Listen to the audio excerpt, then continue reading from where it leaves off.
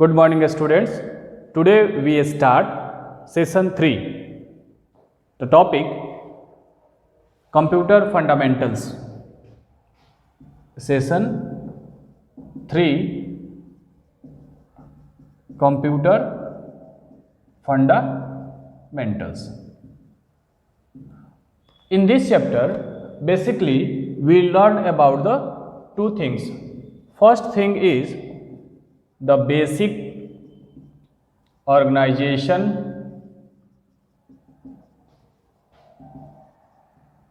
of computer, and second, CPU and its component.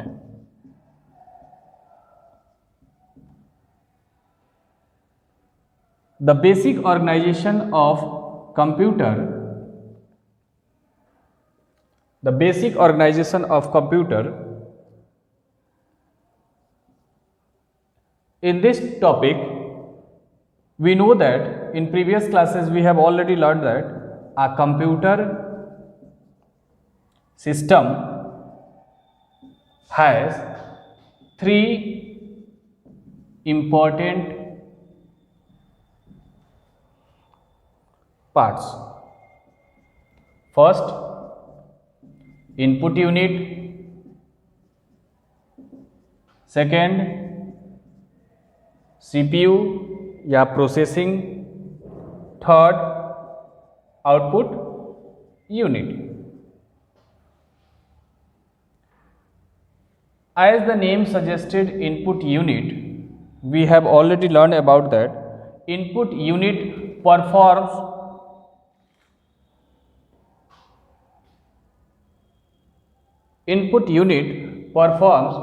all the devices which are used to insert the data into the computer system. It means that those devices which are used to insert the data into the computer system is known as the input unit. For example, keyboard and mouse is the most. Keyboard and mouse, these are mainly used for input devices. CPU is the main unit of a computer system. CPU is the main unit of the computer system. It controls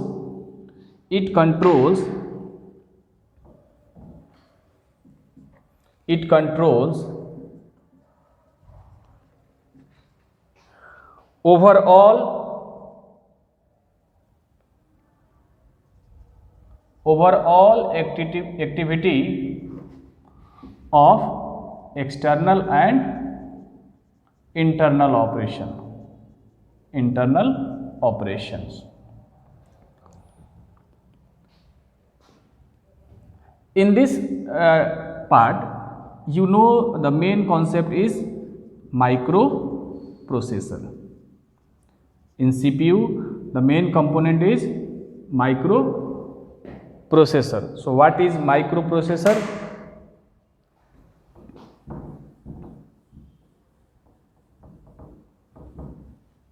Basically, microprocessor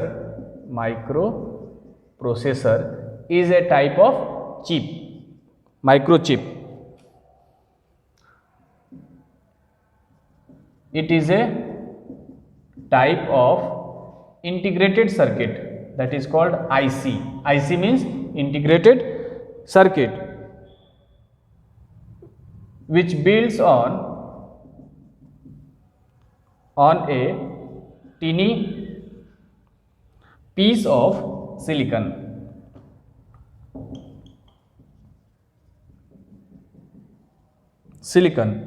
It contains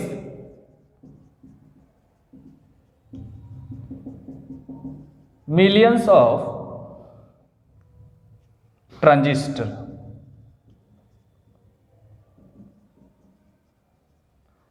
IC contains millions of transistors. It works together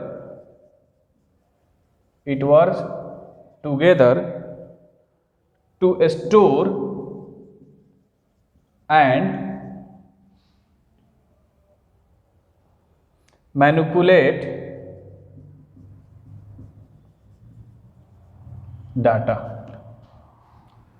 So what is microprocessor? Microprocessor is basically a type of integrated circuit which is built on the tiny piece of silicons. It contains millions of transistors and it works together to store and manipulate the data. Student, one question is very important. In every examination the question will be asked. The speed of CPU is measured in megahertz. The speed of CPU measured in megahertz. Third topic is output. First topic, input devices. Those devices which are used to take the data into the computer system are known as the input devices. Second part is CPU, and main component of CPU is microprocessor. And third topic is equal to output devices. Those devices which give the information on the screen like monitor, on the paper as a hard copy like printer, and speaker. So these are the examples of the output devices. In previous classes we have already learned. So the basic component of the computer system: input, CPU, output. You need to draw a figure when the question asks what is the basic operation of the computer system. So you need to draw the figure. The figure is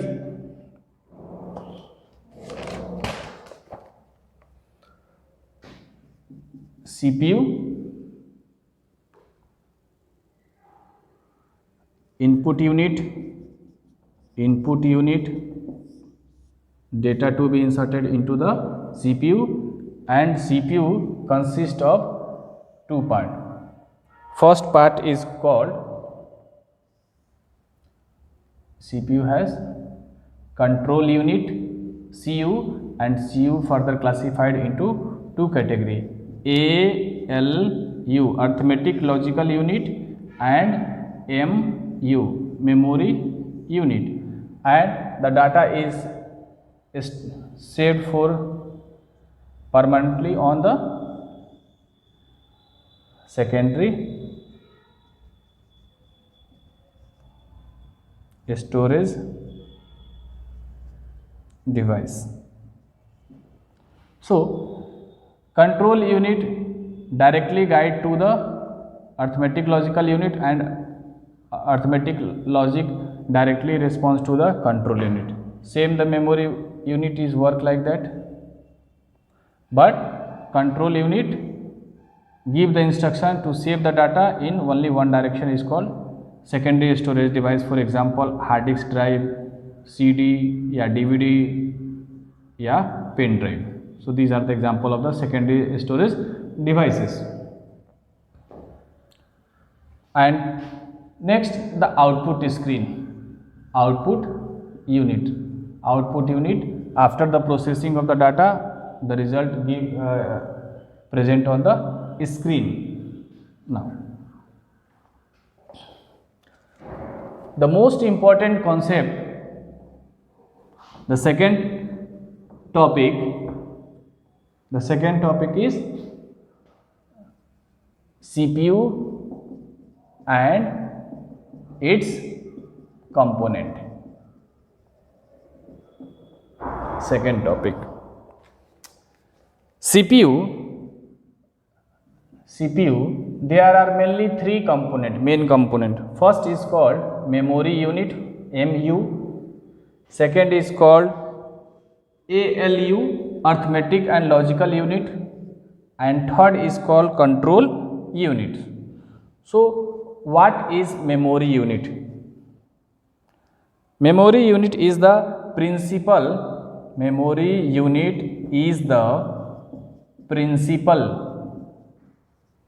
storage device of the computer system. Second, it store both data and instruction. Memory unit is further classified into two categories. First is called main memory and second is called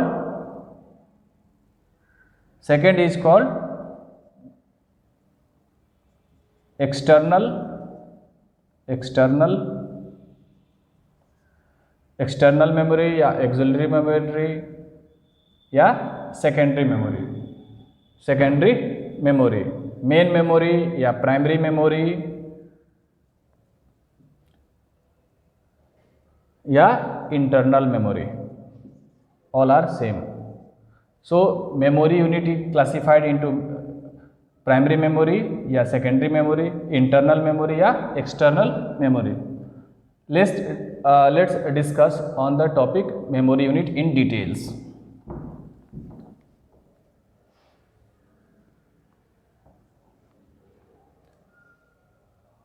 Memory unit is classified into two categories. First is called internal, as the name suggested, internal memory, and second is called external memory. Internal memory, data in internal memory, data and programs are stored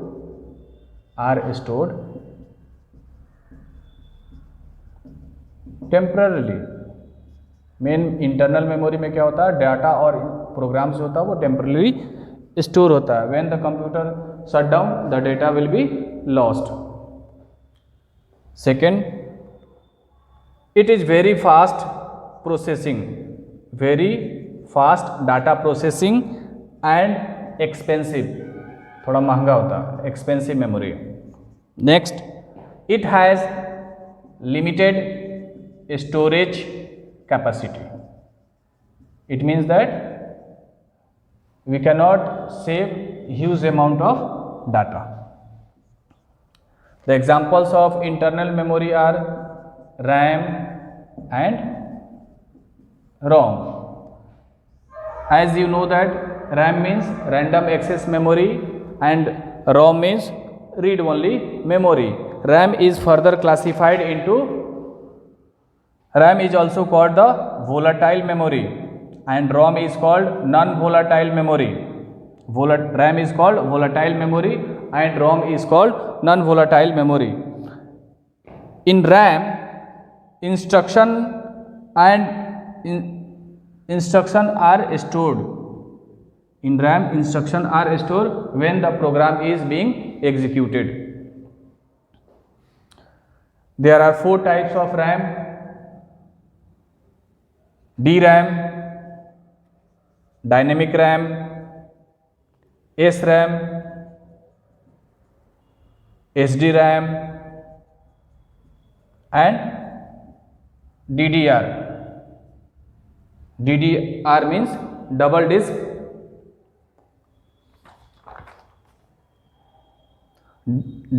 double data rate memory. DDR full form of double data rate memory. Many times in the examination the question asks what is the full form of DRAM, dynamic random access memory, SRAM, static random access memory, SDRAM, synchronous dynamic random access memory, and DDR means double data rate memory. Same as the RAM, ROM is further classified into 4 categories: PROM means programmable read memory, EPROM, double EPROM and flash memory. So these are the examples of wrong. Now, one topic in the internal memory, in many examination the question is asked, what do you mean by cache memory? What do you mean by cache?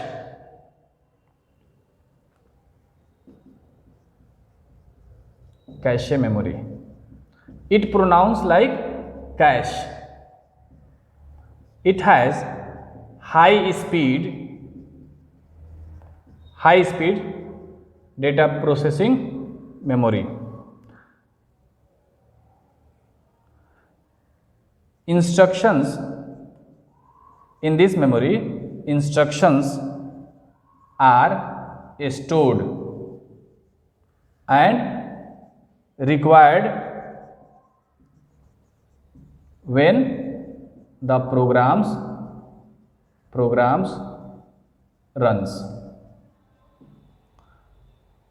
Actually, cache memory is used when actually CPU does not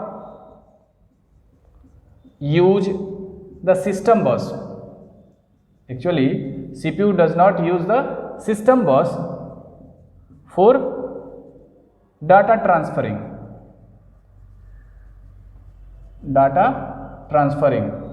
Then cache memory is used for the data transfer. It is inbuilt with motherboard.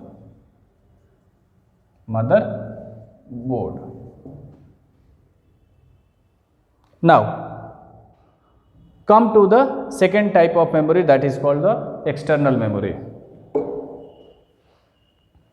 External memory.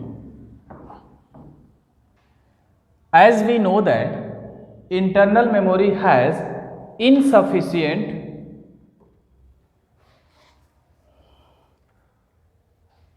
external memory is also known as auxiliary memory.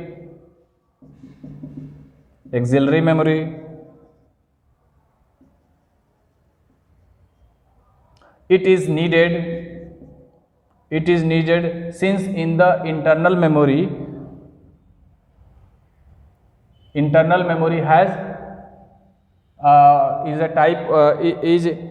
internal memory is the temporary data is stored in the internal memory as a temporary, but in the external memory data is stored as the permanently.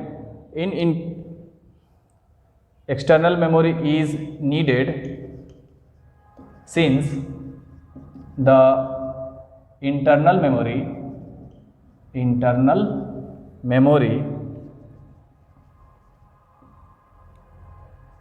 is temporarily expensive as compared as the external memory, expensive and insufficient to store data and instructions.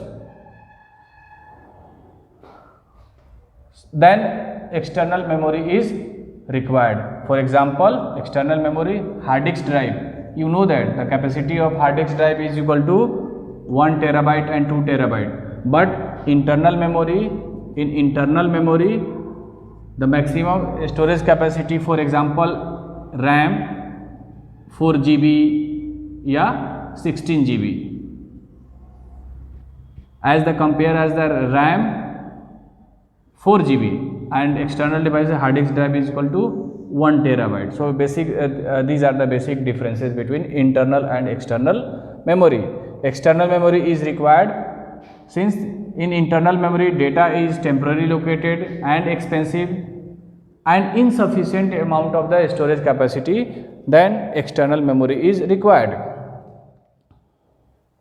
The speed of external memory is much slower than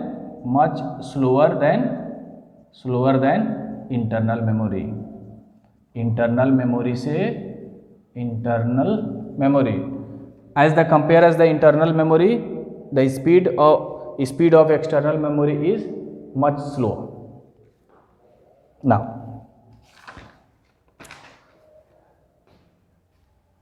second component of the CPU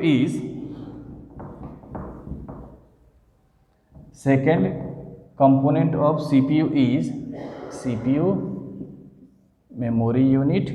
We have already discussed. Next is ALU. As the name suggested, A means arithmetic logical unit. Arithmetic means arithmetic operations like addition, subtraction, multiplication and division. And logical unit means logical operations means less than, greater than, equal to, not equal, greater than, equal. So these are the called logical operations. It perform the logical operation in the CPU while processing on the data. And third component is called control unit. Control unit is the main purpose of the control unit to control over all activities during the processing of the data. In next session we learn session 4 types of computers. How many types of computers? Student, you can learn this chapter very carefully. It is very helpful for your upcoming examination on which is start on the 14th September. Thank you.